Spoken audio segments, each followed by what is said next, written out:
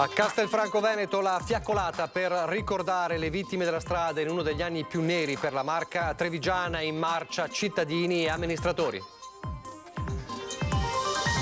Intanto resta gravissima la 24enne travolta da un SUV ieri sera a San Biagio di Callaltra mentre andava al lavoro a piedi in un ristorante. Le parole di testimoni, la rabbia dei residenti contro la pericolosità della strada priva di illuminazione e marciapiede. Schiatto tra due auto a San Fiore, una delle vetture sfonda un muretto di recinzione e finisce nel giardino di un'abitazione. Miracolosamente nessun ferito. Non solo ubriachi al volante, i carabinieri denunciano un 55enne in bicicletta che aveva provocato un incidente con una moto, aveva nel sangue alcol 3 volte il consentito. Il vice premier a Venezia, ottimista sull'autonomia anche se i tempi si allungano, e promette con il presidenzialismo percorsi paralleli, ma da Treviso il presidente Anci tuona no a ricatti e lungaggini. Intanto lo stesso sindaco di Treviso lancia un piano straordinario di residenzialità per le giovani coppie contro quello che l'Istat ha definito l'inverno demografico già in corso. Nella Marca sempre meno figli e aumento esponenziale di single maschi. La rottamazione delle cartelle esattoriali sotto i 1.000 euro prevista dal governo colpirà le amministrazioni locali perché in maggior parte sono tasse comunali. A ring le parole della sottosegretaria Sandra Savino che chiede una modifica correttiva. Aule studio riscaldate 24 ore su 24, questa è l'iniziativa del comune di Silea e consulta giovani per aiutare le famiglie e le prese con bollette da record. Telespettatori di Antena 3, buonasera, ben ritrovati. Il telegiornale di Treviso, dunque alla vigilia di quella che è la giornata mondiale della sicurezza stradale, e in una giornata che anche oggi, se avete seguito il telegiornale di Veneto e Venezia, ha raccontato purtroppo di tragedie della strada, con un 51enne morto a Scorzè, un 18enne appena morto a Campo San Piero nel Padovano. A Castelfranco da poco è terminata una fiaccolata, una marcia per dire basta fiori sull'asfalto, la marcia per ricordare le vittime della strada. L'ha seguita per noi il nostro Lucio Zanato che si trova proprio a Castelfranco. A te Lucio. Come vedete, intanto buonasera ai telespettatori di Antena 3 e a te Nicola Zanetti. Come vedete la torre dell'orologio colorata al rosso sangue, quel sangue che viene versato quasi ogni giorno sulle nostre strade e sulle strade di tutto il mondo. Del resto domani è la giornata mondiale per le vittime della strada. Questa sera a Castelfranco c'è stata una fiaccolata, come potremmo dire, di preparazione a questa giornata di riflessione. E come hai detto giustamente tu, il ricordo anche delle tante vittime che sono state ricordate con i loro volti nel corso appunto di questa fiaccolata. Sono con Maria Grazia Bernardi, che è una delle organizzatrici. Buonasera. Perché avete deciso di organizzare anticipando questa giornata? La domenica è un giorno difficile per raccogliere le persone, il sabato è più indicato, ma soprattutto il sabato è la giornata preparatoria, ci aiuta ad arrivare alla giornata effettiva del ricordo con una sensibilità diversa, perché il nostro impegno è soprattutto sensibilizzare, invitare ad un'azione di sensibilizzazione e responsabilizzazione. Questa sera voi avete distribuito queste candele, ne avete distribuite anche per domani. Tante le persone che sono venute perché hanno la morte nel cuore. Abbiamo incontrato una mamma che ha detto: sono 15 anni che ho perso mio figlio, mi sento come una tazzina rotta che non si può più riaggiustare. Certo, questo è il sentimento di tutti quelli che sono stati coinvolti in queste tragedie della strada, perché il lutto non è soltanto nel momento in cui arriva la tragedia, ma sono tutti gli anni a venire. E allora voi come organizzazione cosa chiedete alle istituzioni e anche alla gente, ai singoli cittadini? Noi chiediamo un impegno, perché commuoversi è importante, ma è soprattutto importante muoversi, fare prevenzione, dare un maggiore controllo, invitare la popolazione a essere molto più attenta. Uno dei fenomeni che ormai ci assilla è la distrazione che sembra una cosa da poco, ma la distrazione al volante per cellulari, per altro, è una delle maggiori cause di incidenti, e sono incidenti che riguardano soprattutto i giovani. Grazie, proprio per questo abbiamo voluto tenere qui due sindaci, il sindaco di Castelfranco e il sindaco di Resane. Il sindaco di Castelfranco, nonché presidente della provincia, ha sentito l'appello di questa organizzazione. Voi che siete amministratori pubblici e affrontate ogni giorno questo tipo di problemi, che risposta date?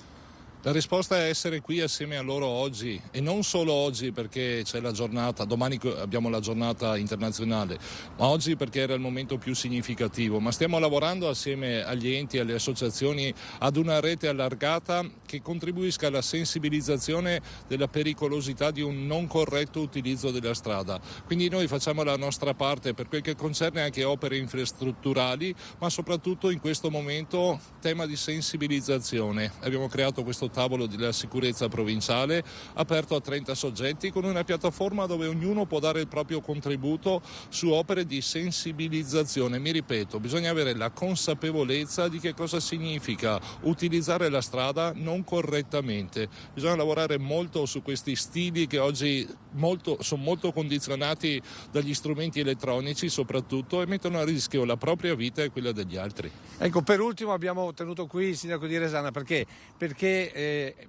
sensibilizzazione ma anche opere strutturali.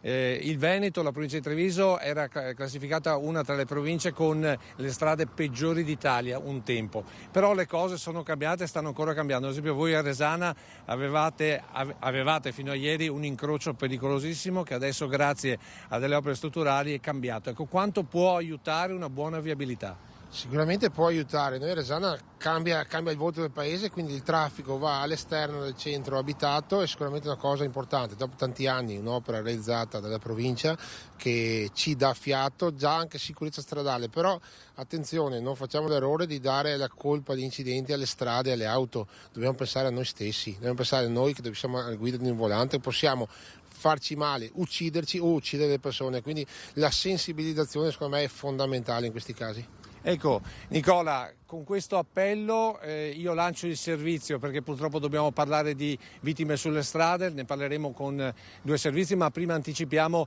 raccontando le condizioni della 28enne che ieri sera andava al lavoro lungo la strada lungo Rio San Martino a Olmi di San Biagio di Callalta e adesso è in condizioni gravissime all'ospedale. Può partire il servizio e restituisco la linea allo studio. Ho sentito un botto forte.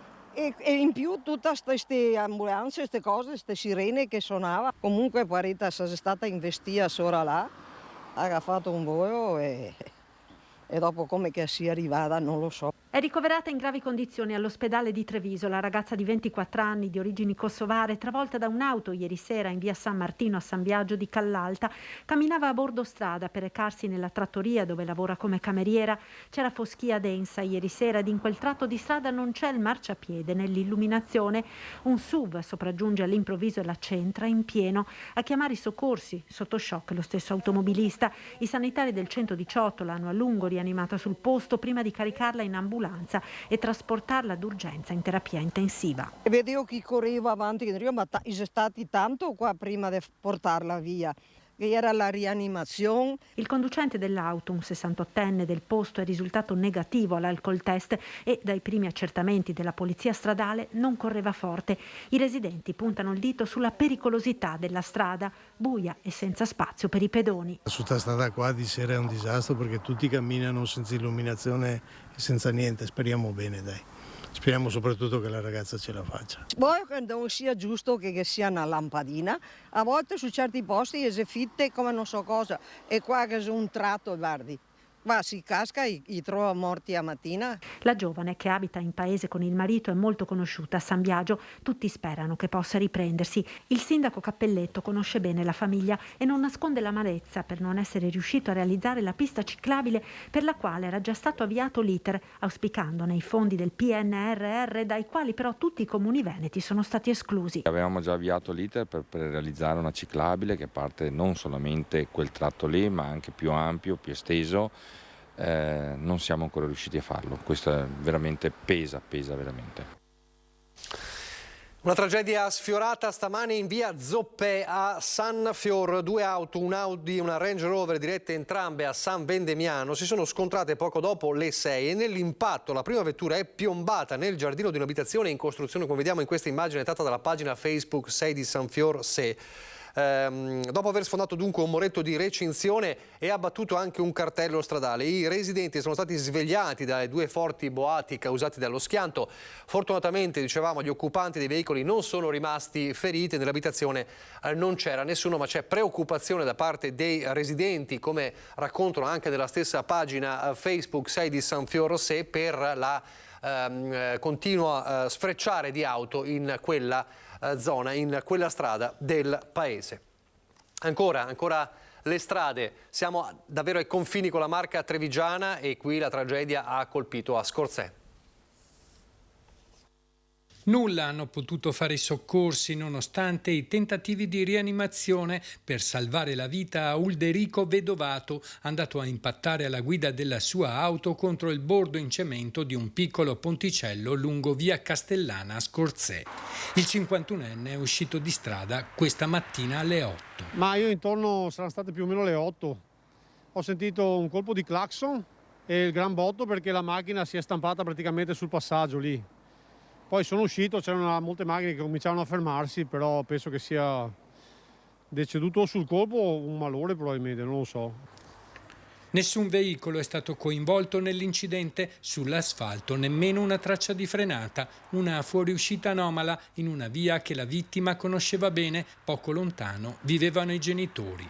L'auto è uscita di strada dopo una curva, visibile la lunga scia lasciata dalle ruote nell'erba del fosso prima dell'impatto sul cemento in un tratto diventato rettilineo. La polizia locale ha deviato il traffico ed eseguito i rilievi per determinare le cause del sinistro, forse causato da una distrazione o da un malore. Il 51enne è rimasto dentro all'auto ribaltata fino all'arrivo dei vigili del fuoco intervenuti da Mestre e Mirano assieme al personale del SUEM.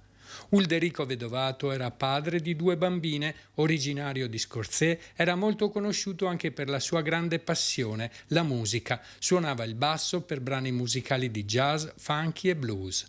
Lavorava come tecnico alla Bortoletto BMC di Scorzè, società di manutenzione e impianti che spesso lo mandava anche all'estero per la sua competenza. Sul luogo della tragedia è sopraggiunta anche la compagna che non ha potuto trattenere il pianto. E poi ci sono i controlli delle forze dell'ordine come quelli disposti nelle ultime ore dai carabinieri in tutta la Marca, controlli che sono intensificati ormai da tempo. Ieri notte i carabinieri hanno denunciato ben 6 persone per guida in stato di ebbrezza. Tra queste, pensate, anche un ciclista che ubriaco ha provocato un incidente. Ubriaco in sella alla bicicletta con un tasso alcolemico di oltre il triplo il massimo consentito. L'uomo, 55 anni, rumeno, è sbucato all'improvviso tagliando la strada ad una moto. Entrambi sono finiti a terra, per fortuna senza riportare gravi lesioni. È uno dei casi emersi nel corso dei controlli per la prevenzione degli incidenti stradali effettuati dai carabinieri la scorsa notte nella Marca. Il 55enne è stato denunciato per guida in stato di ebbrezza, così come altri 5 automobilisti fermati al volante con tassi elevati, in 2 casi al limite del coma etilico. I controlli, intensificati dopo il numero impressionante di incidenti stradali degli ultimi mesi nella Marca, hanno impegnato una 70ina di militari dell'Arma, delle compagnie di Treviso, Conegliano, Castelfranco, Montebelluna e Vittorio Veneto. Denunciato anche un giovane che ha rifiutato di sottoporsi all'alcol test, mentre altri 3 automobilisti, tutti controllati dai carabinieri di Conegliano, saranno segnalati al prefetto perché trovati in possesso di stupefacenti rinvenuti nell'auto. Anche per loro patente sospesa per 30 giorni.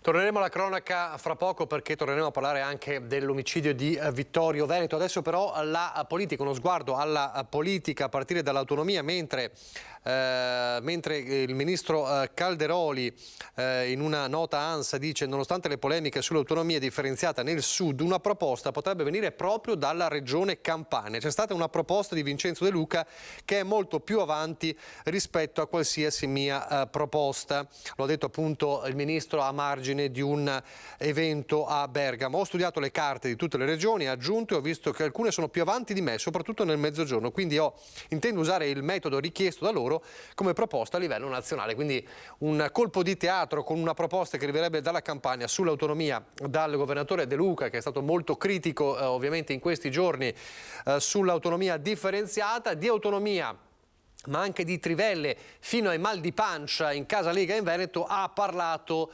stamane il vice premier nonché ministro delle infrastrutture Matteo Salvini, che era a Venezia per inaugurare le barriere anti-acqua alta alla Basilica di San Marco. Un'ottima e utile riunione, e io penso che il ministro Calderoli anche lui in un mese abbia fatto più di quello che non hanno fatto in 2 governi precedenti. Ho sentito Zaia ieri, ho sentito Fontana, e anche in questo caso entro la fine dell'anno ci saranno i primi segnali concreti. È un Salvini vice premier ottimista, quello dopo l'incontro Meloni-Calderoli di ieri e che raggiunge la Basilica di San Marco a Venezia, ma il suo è un sorriso consapevole della guerra che ci sta dietro. E se Calderoli si dice disponibile in queste ore anche a riscrivere tutta la bozza, avendo avviato il confronto e ascoltando i suggerimenti di governatori e le richieste di buonsenso, il leader del Carroccio cerca di dettare i tempi allungatici di certo rispetto a quanto era stato detto in campagna elettorale. Entro l'anno si parte, l'obiettivo in Consiglio dei Ministri, con un testo che metta d'accordo tutti. Voi avete visto che c'è qualcuno che probabilmente non nel merito, ma per motivi politici dice di no a prescindere. Perplessità di Fratelli d'Italia? Chiacchiere per Salvini, che non vede incompatibilità con il presidenzialismo chiesto dai meloniani. Sul presidenzialismo siamo tutti d'accordo e quindi ci sarà il rinnovo di un impegno che risale al 2012 e quindi è giusto andare avanti. Il presidenzialismo ovviamente deve riformare la Costituzione, quindi la Costituzione la riformi in 15 giorni. Portiamo avanti tutto. L'autonomia è pronta perché l'hanno chiesto alcune milioni di persone. Un Veneto che a partire da Zaia mostra intanto la sua contrarietà alle trivelle che vuole il governo. Bisogna tutelare l'esigenza degli italiani di riscaldarsi, di lavorare, di viaggiare e la tutela dell'ambiente, quindi alcune situazioni particolarmente delicate andranno valutate con estrema attenzione. Mi ricordo la visita al Delta del Po, l'incontro con i pescatori, quindi l'ascolto di quei lavoratori sarà prioritario e fondamentale. Poi Salvini veste i panni del ministro delle infrastrutture. Sulle opere in Veneto è chiaro, saranno tante e si correrà in fretta. C'è il dossier della CAV, della trasformazione in autostrade, c'è il dossier di Vicenza, c'è la bretella di Treviso, c'è l'alta velocità. Ovviamente non si potrà fare tutto e subito, bisognerà darsi delle priorità, però il Veneto avrà una quantità di investimenti da recuperare notevolissima. Tra tutte, la rincorsa ai ritardi per le Olimpiadi di Milano Cortina, che strappano un sospiro anche a lui. In manovra mettiamo degli altri fondi, le Olimpiadi ci saranno un evento eccezionale, l'Italia sarà all'attenzione di tutto il mondo, quindi non possiamo sbagliare. Permettetemi di dire che si sono persi 2 anni. Infine, il Salvini strettamente politico e i continui mal di pancia del Carroccio Veneto da Marcato ad Arè. Ma sulla eventuale incompatibilità dei consiglieri regionali alla corsa per le segreterie è lapidario. Ognuno si può candidare a fare quello che vuole, però io occupo un ministero che si occupa di lavoro, quindi delle beghe mi interessa men che zero. La bega resta è quella dell'autonomia. Allora, restando sull'autonomia, si registrano oggi le parole dure del sindaco di Treviso, importante esponente del Carroccio e presidente di Anci Veneto, Mario Conte, che dice no ai ricatti sul presidenzialismo. Non accettiamo lungaggini, non accettiamo ricatti, non accettiamo pacchetti che comprendono tante altre iniziative. L'autonomia è l'autonomia, se si vuole affrontare lo possono fare fin da subito, ci sono tutti gli elementi, gli studi per poter procedere e quindi, come è stato promesso ai cittadini in campagna elettorale, l'autonomia oggi deve passare dalle parole ai fatti. Da leghista e presidente di Anci Veneto, Mario Conte ribadisce la linea, ovvero prima l'autonomia. I tempi di maturazione rispetto al presidenzialismo sono diversi, inutile negarlo, e questo nelle ore in cui si sta insinuando il sospetto che collegare le 2 riforme sia un modo per stoppare le istanze del Nord, come sottolineato in giornata anche da Carlo Calenda. Insomma, una tela di Penelope architettata dai Fratelli d'Italia ai danni della Lega. Conte non fa nomi né alimenta sospetti, ma il messaggio è comunque chiaro. Io non sopporto i pacchetti completi dove all'interno si mette di tutto e poi si vota, con un voto si votano 100.000 cose. Se il tema dell'autonomia è maturo, è più maturo rispetto a quello del presidenzialismo, si affronti il tema dell'autonomia. Stiamo parlando del futuro delle nostre comunità, cioè non stiamo giocando a guardie e ladri. Molto più diplomatico, visto anche il ruolo all'interno della conferenza delle regioni, il presidente Luca Zaia oggi accanto a Salvini nella sua giornata veneziana. Se non ci fosse per assurdo l'autonomia, il presidenzialismo sarebbe da sostenere senza se e senza ma. Non è una questione di scambio di prigionieri. Siamo davanti a due grandi progetti che hanno tempi diversi. I compiti per casa, per l'autonomia li abbiamo fatti, sono passati 5 anni. Il presidenzialismo lo sosteniamo, lo ha confermato il nostro segretario Salvini, ma noi andiamo avanti con l'autonomia. Quelli che Zaia ha più volte definito i compiti per casa sono stati fatti. Stiamo lavorando a un documento che io proporrò alla conferenza delle regioni affinché tutti i presidenti possano condividere almeno dei punti cardine sui quali siamo tutti d'accordo. Ad esempio che l'autonomia è prevista dalla Costituzione. Quanto alla partita delle 23 materie, il paragone è servito, anzi apparecchiato. Ma il Veneto si siederà al tavolo con le 23 materie. È come andare al ristorante e dire rinuncio al menù. No. Intanto, tornando a Conte, lo stesso sindaco Mario Conte su un altro fronte rilancia, anzi annuncia per la città un piano straordinario di residenzialità per le giovani coppie e lo fa nel giorno in cui al Forum delle Famiglie che si è tenuto oggi a Treviso l'Istat ha certificato come il Veneto e la Marca stiano attraversando un vero e proprio inverno demografico. Noi a Treviso, intercettando il problema dell'aumento del costo della vita, stiamo lavorando per mettere a disposizione degli appartamenti alle giovani coppie che quindi si possano sentire liberi del peso dei 30 anni di mutuo, dei costi di gestione di una famiglia e magari possano impiegare quelle energie finanziarie per costruire il futuro del loro nucleo familiare attraverso la nascita dei bimbi. Un piano residenziale per le giovani coppie che scelgono di mettere su famiglia a Treviso. Questo è il progetto preannunciato dal sindaco Mario Conte in apertura del forum delle associazioni familiari. L'iter è già avviato, l'area si trova a nord della città ed è di proprietà di un ente pubblico. Casugana è pronta a subentrare anche con risorse proprie. Noi come amministrazione siamo disponibili a fare degli sforzi anche importanti perché potrebbe essere il primo vero progetto in Italia che mette al centro la persona e la famiglia. Un piano di rigenerazione urbana che parte dalle persone e non dagli immobili. In attesa dei dettagli che assicura il sindaco saranno resi noti a breve, restano i numeri dell'inverno demografico attraversato dal Veneto e dalla Marca, illustrati dal presidente dell'Istat Giancarlo Blangiardo. I trend parlano di un raddoppio nei prossimi 20 anni degli anziani maschi soli, così come dei padri single. Chi deciderà di diventare madre lo farà sempre più tardi. Inevitabili le conseguenze su PIL e welfare. Per invertire la tendenza servono misure shock, sostegni economici concreti. Il primo ingrediente è maggiori trasferimenti per le famiglie, per l'educazione dei figli, perché in Italia la nascita di un figlio è il secondo motivo di povertà. Trasferire soldi alle famiglie per l'educazione è la prima parte, lo fanno Germania e lo fa la Francia. L'Italia ha cominciato l'anno scorso con assegno unico, ma la misura va rinforzata e semplificata. Quanto agli enti locali, la Regione rilancia il fattore famiglia, un modo per superare la logica stretta dell'ISEE e il concetto di impatto familiare. Che è una valutazione che permette di orientare le politiche per la famiglia, ossia noi dobbiamo capire se le politiche che noi stiamo mettendo in campo vanno nella direzione effettivamente di una risposta ai bisogni cogenti che ci sono. Pochissimi istanti di pubblicità, poi di nuovo in diretta.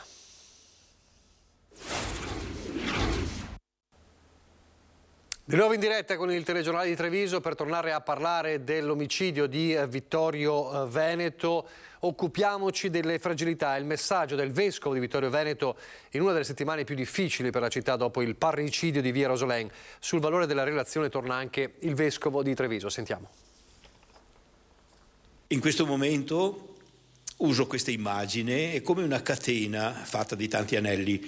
Quando questa catena viene tesa e tirata, fatta oggetto di forte pressione, gli anelli più deboli saltano. E purtroppo in questi casi che abbiamo avuto di violenza, di omicidi, si è sempre trattato di persone con delle fragilità. Qualcosa si è spezzato nella mente e nelle relazioni di Riccardo De Felice, il 24enne che mercoledì ha ucciso il padre al culmine di quello che sembra essere stato un delirio e ora in carcere a Santabona. Il vescovo di Vittorio Veneto parte da questa immagine per lanciare un appello. Dobbiamo riscoprire il valore delle relazioni senza voltarsi dall'altra parte quando si vedono che ci sono delle difficoltà. Non è facile certamente, però se riusciamo a farci carico e a creare una rete di relazioni, anche le persone si trovano meno sole. Ora bisogna prendersi cura anche della mamma Adriana, raggiunta nell'abitazione dell'orrore in via Rosolena da uno psicologo messo a disposizione dall'esercito, dove il marito Francesco lavorava fino a qualche mese fa prima di andare in pensione. Anche oggi la donna è rimasta chiusa nel suo silenzio. Una riflessione arriva pure dal vescovo di Treviso. Ci sono tanti casi che purtroppo sfuggono anche alla nostra capacità di comprensione o di azione, ma se abbiamo un tessuto sociale attento che si prende cura, possiamo fare tutto quello che possiamo tutti insieme per lenire il dolore, per aiutare chi soffre, per evitare tragedie.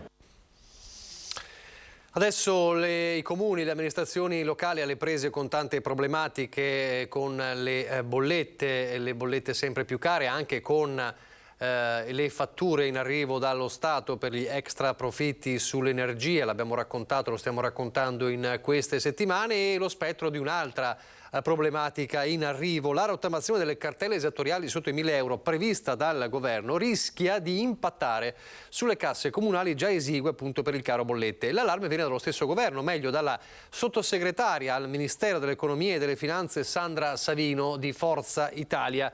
Ieri sera a Ring con Ferdinando Avarino ha parlato anche di questo e chiederà una modifica correttiva della manovra. Sentiamo le sue parole. Ho sentito che c'è una proposta di rottamazione delle cartelle sotto i 1.000 euro, sì. Ecco che io che ho così passione un po' degli enti locali rispetto alla presa di posizione di ANCI, mi auguro che si faccia una manovra un po' correttiva, perché queste cartelle sono tanta parte tributi comunali, no? Quindi verrebbero... Quindi lei crede che non sia il caso di rottamare? Perché questa cosa ritorna, noi ne abbiamo parlato anche ieri sera, nel momento in cui tu chiedi, no, a qualcuno che ha un'esposizione di pagare queste cartelle da 1.000 euro, per lo Stato è più oneroso cercare di recuperarle che dire vabbè, sapete che c'è, non le pagate più, no? L'idea sarebbe stralciare quelle e dimezzare quelle fino a 3.000 euro, mi è sembrato di capire. Sì, però naturalmente quelle sotto i 1.000 corrispondono massima a tributi comunali, no? E quindi ricadrebbe sui comuni. Facciamo la rottamazione di cartelle sotto i 1.000 euro, vuol dire che sono minori entrate per i comuni. Magari la Tari che qualcuno non ha pagato. Quindi è chiaro che questa roba qua inevitabilmente si ripercuote poi sui bilanci dei comuni, no? Chiamerò comunque anche ANCI, cercherò di incontrarmi con ANCI, spero che venga fatto un ragionamento in questo senso, un ragionamento di buon senso, cercando di non abbandonare i comuni, no?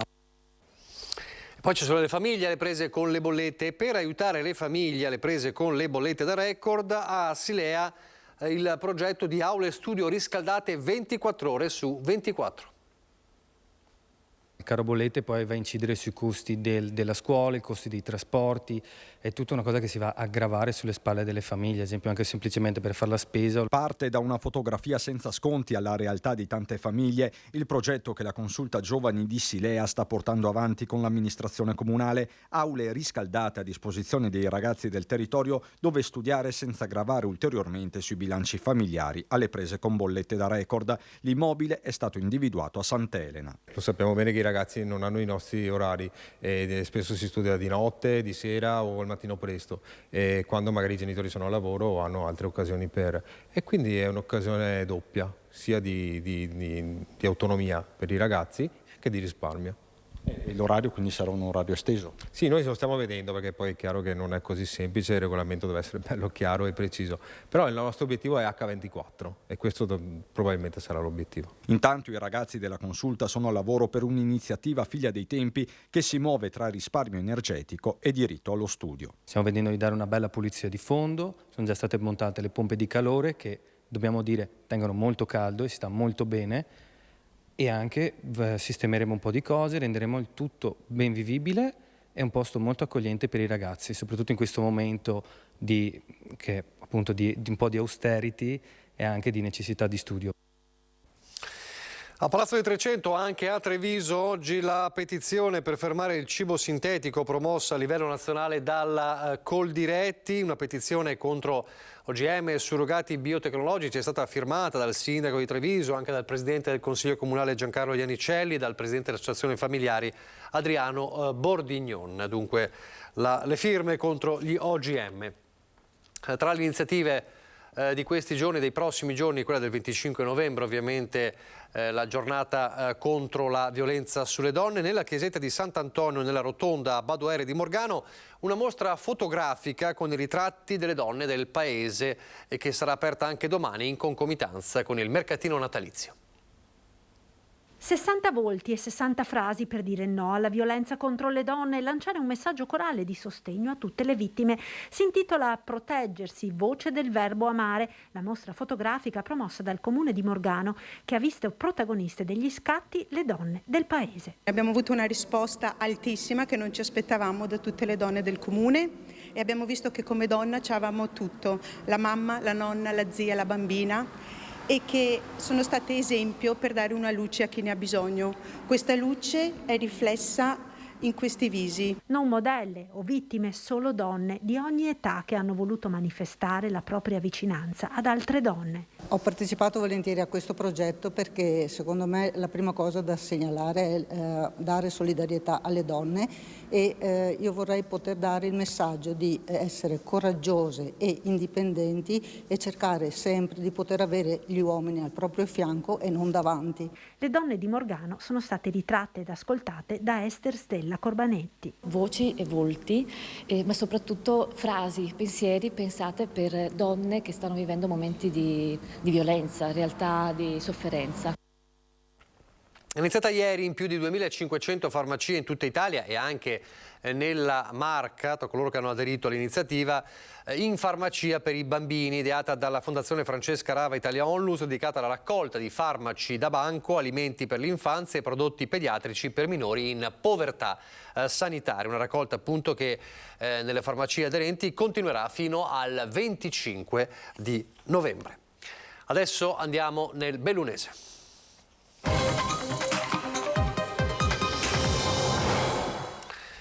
E apriamo con il dolore, è stato il giorno del dolore e della riflessione nella frazione di Pellegai di Borgo Val Belluna, l'omicidio-suicidio che ha caratterizzato negativamente questa settimana.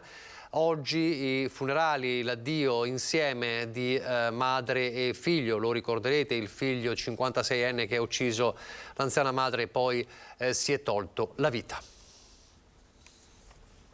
I tuoi orecchi sono attenti a questa nostra voce, che non deve essere una voce giudicante, oggi e sempre, ma deve essere una voce implorante. È un invito alla comprensione, al silenzio e all'ascolto di fronte a una tragedia che non si può comprendere, quello che il celebrante rivolge a chi ha voluto esserci per l'ultimo tratto terreno di Antonia Schiocchet e Aurelio Monestier, con le sue parole raccontate anche nel linguaggio dei sordomuti. Quello che è accaduto rimane, ma le loro esequie vengono celebrate assieme. Le salme di madre e figlio sono l'una accanto all'altra. Il sagrato della chiesa di Mel, nell'attenderli, era avvolto in una nebbia leggera che sembrava custodire il silenzioso dolore di tutti. Al loro arrivo li ha baciati il sole di una mattinata divenuta improvvisamente quasi primaverile. La comunità si è stretta intorno alla sorella, la moglie, i figli. Le loro lacrime sono rimaste private, come il loro dolore, di fronte al quale ci può essere solo silenzio e rispetto, e per chi ha il dono della fede, la speranza. Affidiamo a voi, Santissima Trinità, l'anima di Attilio e l'anima di Antonietta, il loro vissuto, le loro esperienze. Sia lodato Gesù Cristo. Una persona, la novantenne di Borgo Val Belluna, proprio di Borgo Val Belluna, che di cui non si erano perse le tracce nel pomeriggio di ieri, erano partite le ricerche, è ritornata a casa da sola, fortunatamente questa mattina verso le 8:30, l'anziana di 90 anni. Per una storia che finisce bene c'è invece la continua ricerca di Doris, la 51enne di Longarone che vediamo in foto, di cui non si hanno più notizie dalla serata di martedì. Sono continuate e continuano tuttora le ricerche, hanno proseguito incessantemente le perlustrazioni visionando tutta l'area, la parte alta di Longarone, compresi i sentieri che era solito frequentare da ragazza. Dunque continuano le ricerche della 51enne di Longarone, mentre invece fortunatamente la 90enne di Borgo Valbelluna è tornata a casa. Andiamo a Cortina adesso. Grazie alla collaborazione con ANAS, Fondazione UNESCO avrà un nuovo punto informativo proprio alle porte della città. Nuova sede UNESCO a Cortina d'Ampezzo. ANAS infatti ha consegnato al comune le chiavi della casa cantoniere di Acquabona.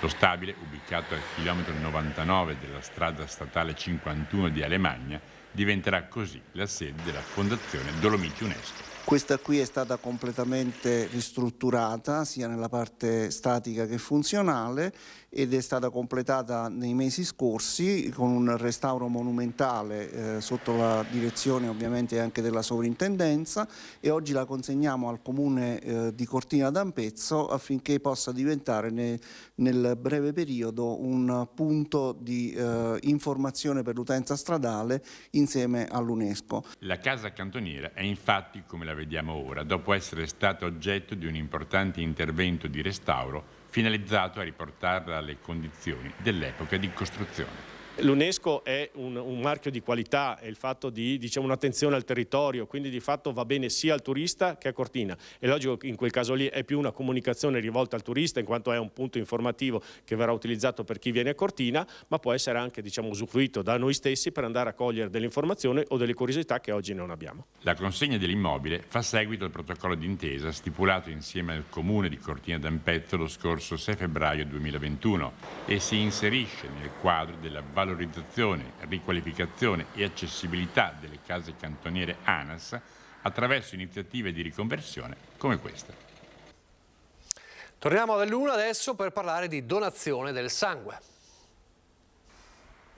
70 anni di ABVS, Associazione Bellunese Volontari del Sangue, una realtà sorta nel primo dopoguerra che ha fatto sì che nelle terre alte non ci sia mai stata l'Avis.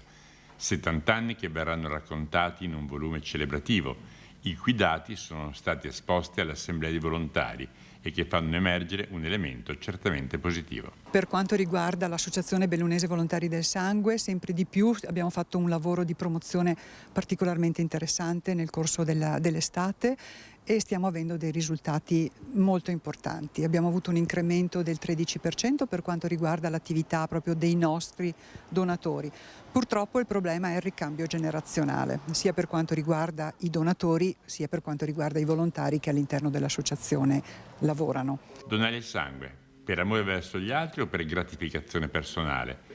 Lo abbiamo chiesto al sociologo ospite dell'Assemblea. La donazione del sangue è un dono improprio perché il donatore non conosce colui che lo riceve, quindi non c'è l'aspetto della reciprocità e del vincolo. Quindi dal punto di vista, diciamo così, antropologico è un vero e proprio dono, senza tornaconto. Ma è evidente che fare qualcosa di buono per la comunità che ci ospita è un elemento, diciamo così, che migliora la stima di se stessi. E quindi la remunerazione per i donatori è sentirsi, diciamo così, capaci di fare qualcosa di utile per il resto della comunità.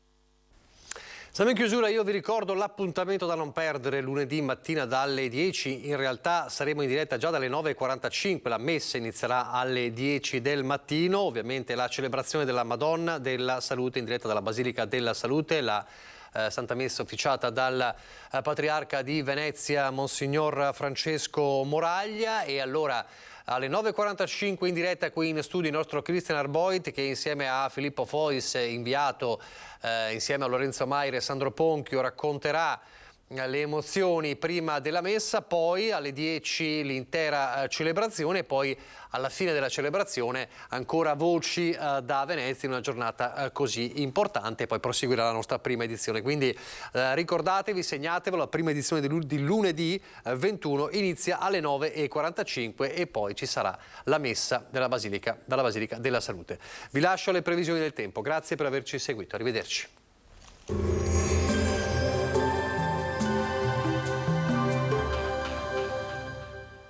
Entra nel mondo Lolato, Da oltre 40 anni un team di professionisti per migliorare la qualità della tua vita. Centro del piede con servizi di podologia, laboratorio per la produzione di plantari e calzature su misura.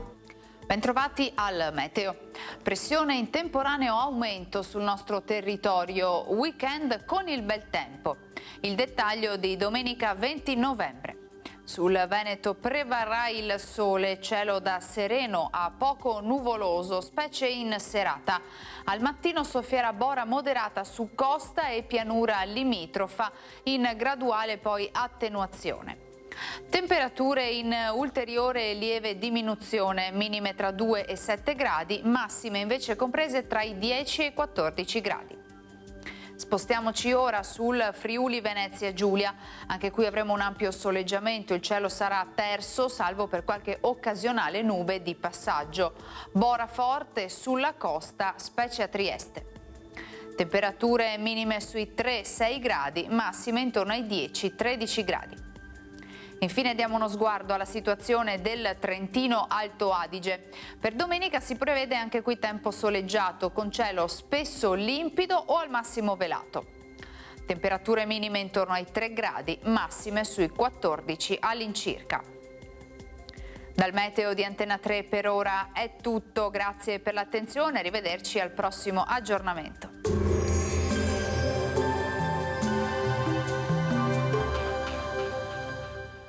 Busti, tutori e protesi di arto personalizzati. Ortopedia e sanitaria Lolato. A Treviso e Montebelluna. Lolato, soluzioni per star bene.